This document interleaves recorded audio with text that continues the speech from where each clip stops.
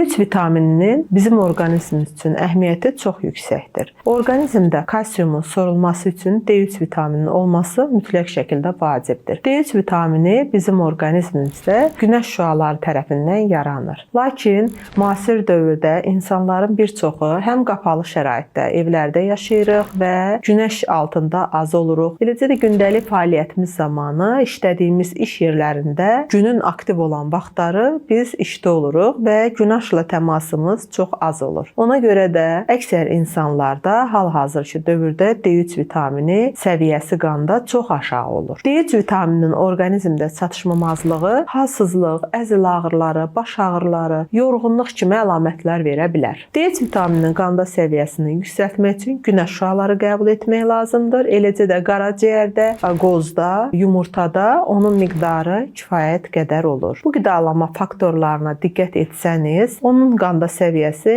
nisbətən yüksək olur. Əgər qanda səviyyəsi onun norma sərhəddinə çatmayıbsa, əlavə olaraq qida əlavəsi kimi D3 vitaminini qəbul edə bilərsiniz. Süd vəzi xərçəngi olan xəstələrdə müəyyən preparatlar təyin edirik və bu preparatların təyini zamanı onlarda sümük əriməsi, yəni osteoporoz riski çox yüksək olur və bu zaman onlara həm D3 vitamininin təyini, həm də kalsiumun birgə təyinini edirik. Omega 3 isə bizim həm zehni inkişafımız üçün, həm gözlərin sağlamlığı üçün, əzələ sağlamlığı üçün çox önəmli bir maddədir və onun qəbulu ən çox balıqda, qaraciyərdə və digər qidalarda da ola bilir. Onun orqanizmdə normal balansda olması üçün qidalanma faktorunuza diqqətli olmağınızı sizə tövsiyə edirəm. Diqqətinizə görə təşəkkür edirəm.